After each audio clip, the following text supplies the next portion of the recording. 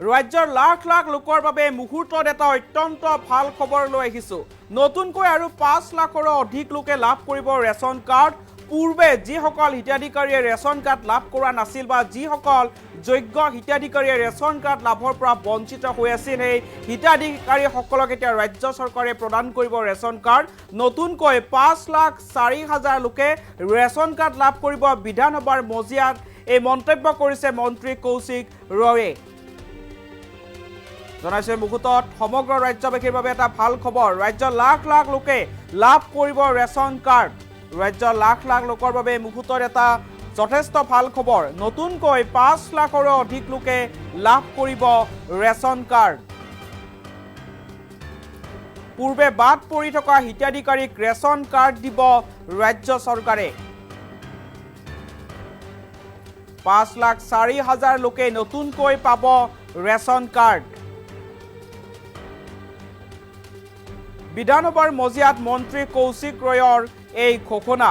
এটা গুৰুত্বপূৰ্ণ খবৰ জনাইছোঁ। সমগ্ৰ ৰাজ্যবাসীৰ বাবে এটা ভাল খবৰ। যিসকল যোগ্য হিতাধিকাৰীয়ে ৰেচন কাৰ্ড লাভ কৰা নাই বা যিসকল যোগ্য হিতাধিকাৰীৰ ৰেচন কাৰ্ড নাই, সেই হিতাধিকাৰীসকলে এতিয়া লাভ কৰিব ৰেচন কাৰ্ড। নতুনকৈ আৰু 5 লাখৰো অধিক লোকক ৰাজ্য চৰকাৰে প্ৰদান কৰিব ৰেচন কাৰ্ড। গতিকে যিসকল হিতাধিকাৰীয়ে পূৰ্বে ৰেচন কাৰ্ড লাভ কৰা নাছিল বা ৰেচন কাৰ্ড লাভ কৰাত বঞ্চিত হৈছিল, সেই হিতাধিকাৰীসকলে এতিয়া ৰেচন কাৰ্ড লাভ কৰিব। কাৰণ নতুনকৈ আৰু 5,04,000 লোকক ৰেচন কাৰ্ড প্ৰদান কৰিব ৰাজ্য চৰকাৰে। বিধানসভাৰ মজিয়াত মন্ত্ৰী কৌশিক ৰয়ে এই বৃহৎ মন্তব্য কৰিছে। সমগ্ৰ ৰাজ্যবাসীৰ বাবে এটা ভাল খবৰ দিছে। কাৰণ যিসকল হিতাধিকাৰীয়ে পূৰ্বেই ৰেচন কাৰ্ড লাভৰ পৰা বঞ্চিত আছিল, সেই হিতাধিকাৰীসকলে এতিয়া লাভ কৰিব ৰেচন কাৰ্ড। নতুনকৈ আৰু 5,04,000 লোকক ৰেচন কাৰ্ড প্ৰদান কৰিব ৰাজ্য চৰকাৰে। আৰু নতুনকৈ আপুনিও লাভ কৰিব পাৰে ৰেচন কাৰ্ড। যদি আপোনাৰ ৰেচন কাৰ্ড নাই বা আপুনি ৰেচন কাৰ্ড লাভ কৰাৰ বাবে যোগ্য, তেনেহ'লে আপুনি শীঘ্ৰেই লাভ কৰিব ৰেচন কাৰ্ড।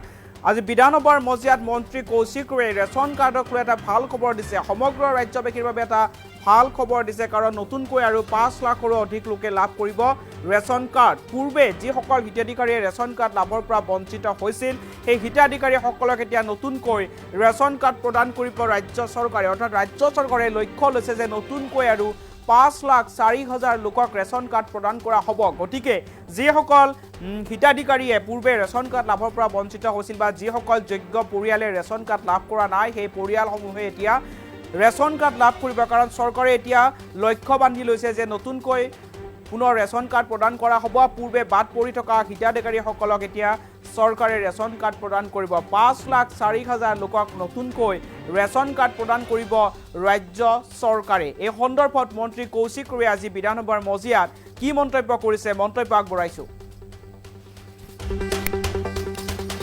2024 চনত আমি অলমোষ্ট যোৱা দুবাৰত আমি 2024 চনত আমি অলমোষ্ট নতুন বেনিফিচিয়াৰী এড কৰাৰ যি কাম, এই এড কৰাৰ কাম আমি একবাৰ ফাৰ্ষ্ট পেজত কৰিছিলোঁ। সেই সময়ত 40 লাখ নতুন বেনিফিচিয়াৰী আমি এড কৰিলোঁ। 2025 চনৰ জানুৱাৰী মাহতো আমি আৰু 19,55,000 নতুন হিতাধিকাৰী সংযুক্ত কৰাৰ কাম আমি কৰিছোঁ। এতিয়া আজিৰ দিনত প্ৰতিখন বিধানসভাতে 4,000 নতুন বেনিফিচিয়াৰী এড কৰাৰ কাম আমি আগুৱাই লৈ গৈ আছোঁ। আৰু 5,04,000 নতুন বেনিফিচিয়াৰী আমি এড কৰিম। কেন্দ্ৰ চৰকাৰৰ ফালৰ পৰা 2013 চনৰ NFSA মতে আমাক যি টাৰ্গেট দিয়া হৈছে, এই টাৰ্গেট মতে আমি প্ৰতি মাহে আমাৰ টাৰ্গেটটো হ'ল কেপিং যিটো হ'ল আমাৰ অসমৰ কাৰণে 2,51,79,775। তাৰ বিপৰীতে আমি প্ৰতি মাহে 2,45,16,145 জনক আমি যি NFSA যে ৰেচন, সেই ৰেচনটো আমি দি আছোঁ। এতিয়া আমি নতুন 5 লাখ আমি এড কৰি আছোঁ। 5,04,000 এড কৰাৰ পিছত আমাৰ যে কেন্দ্ৰ চৰকাৰৰ পৰা NFSAৰ পৰা যি আমাৰ কেপিংটো দিয়া হৈছে, সেই কেপিংটো আৰু আমাৰ নাথাকে। এতিয়া এইটো সঁচা কথা যে বহুত পৰিয়াল এনেকৈ আছে যি পৰিয়ালত 2-3জন মানুহৰ নাম বাদ পৰি আছে। সেই নামটো এড কৰাৰ কাৰণে আমাৰ প্ৰচেছটো চলি আছে। আৰু আমি এই 5 লাখ নতুন যি বেনিফিচিয়াৰী এড কৰিম, মই ভাবোঁ যে যি সমস্যা, বহুতখিনি সমস্যা সমাধান হ'ব। প্ৰতিখন বিধানসভাতে, কোনো বিধানসভা 4,000ৰ ওপৰত দিয়াৰ আমি সিদ্ধান্ত নাই, যে প্ৰতিখন 126টা বিধানসভাতে 4,000কে দিয়া হ'ব।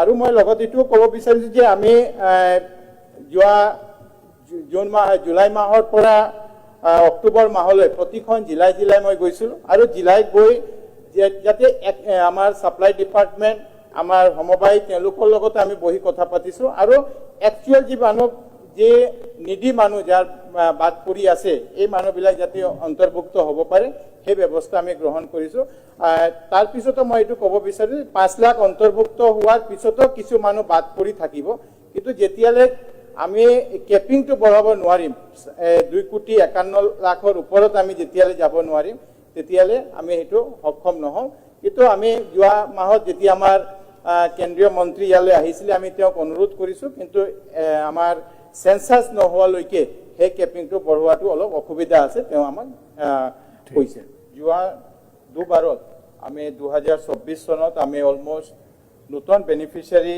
এড কৰাৰ যি কাম এই এড কৰাৰ কাম আমি একবাৰ ফাৰ্ষ্ট পেজত কৰিছিলোঁ সেই সময়ত 40 লাখ নতুন বেনিফিচিয়াৰী আমি এড কৰিলোঁ 2025 চনৰ জানুৱাৰী মাহতো আমি আৰু 19 লাখ 55,000 নতুন হিতাধিকাৰী সংযুক্ত কৰাৰ কাম আমি কৰিছোঁ এতিয়া আজিৰ দিনত প্ৰতিখন বিধানসভাতে 4,000 নতুন বেনিফিচিয়াৰী এড কৰাৰ কাম আমি আগুৱাই লৈ গৈ আছোঁ আৰু 5,04,000 নতুন বেনিফিচিয়াৰী আমি এড কৰিম কেন্দ্ৰ চৰকাৰৰ ফালৰ পৰা 2013 চনৰ NFSA মতে আমাক যে টাৰ্গেট দিয়া হৈছে এই টাৰ্গেট মতে আমি প্ৰতি মাহে আমাৰ টাৰ্গেটটো হ'ল কেপিং যিটো হ'ল আমাৰ অসমৰ কাৰণে 2,51,79,775 তাৰ বিপৰীতে আমি প্ৰতি মাহে 2,45,16,145 জনক আমি যে NFSA যে ৰেচন সেই ৰেচনটো আমি দি আছোঁ এতিয়া আমি নতুন 5 লাখ আমি এড কৰি আছোঁ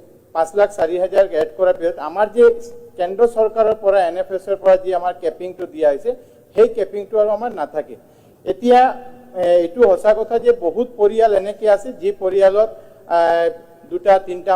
দুজন তিনজন মানুহৰ নাম বাদ পৰি আছে সেই নামটো এড কৰাৰ কাৰণে আমাৰ প্ৰচেছটো চলি আছে আৰু আমি এই 5 লাখ নতুন যি বেনিফিচিয়াৰী এড কৰিম মই ভাবোঁ যে যি সমস্যা বহুতখিনি সমস্যা সমাধান হ'ব প্ৰতিখন বিধানসভাতে কোনো বিধানসভা 4,000ৰ ওপৰত দিয়াৰ আমি সিদ্ধান্ত নাই যে প্ৰতিখন 126টা বিধানসভাতে 4,000কে দিয়া হ'ব আৰু মই লগত এইটোও ক'ব বিচাৰিছোঁ যে আমি যোৱা জুলাই মাহৰ পৰা অক্টোবৰ মাহলৈ প্ৰতিখন জিলাই মই গৈছিলোঁ আৰু জিলাইত গৈ যাতে আমাৰ ছাপ্লাই ডিপাৰ্টমেণ্ট আমাৰ সমবায় তেওঁলোকৰ লগত আমি বহি কথা পাতিছোঁ আৰু একচুৱেল যি মানুহ যে নিডি মানুহ যাৰ বাদ পৰি আছে এই মানুহবিলাক যাতে অন্তৰ্ভুক্ত হ'ব পাৰে সেই ব্যৱস্থা আমি গ্ৰহণ কৰিছোঁ তাৰ পিছতো মই এইটো ক'ব বিচাৰোঁ 5 লাখ অন্তৰ্ভুক্ত হোৱাৰ পিছতো কিছু মানুহ বাদ পৰি থাকিব কিন্তু যেতিয়ালৈ আমি কেপিংটো বঢ়াব নোৱাৰিম 2,51,00,000 ওপৰত আমি যেতিয়ালৈ যাব নোৱাৰিম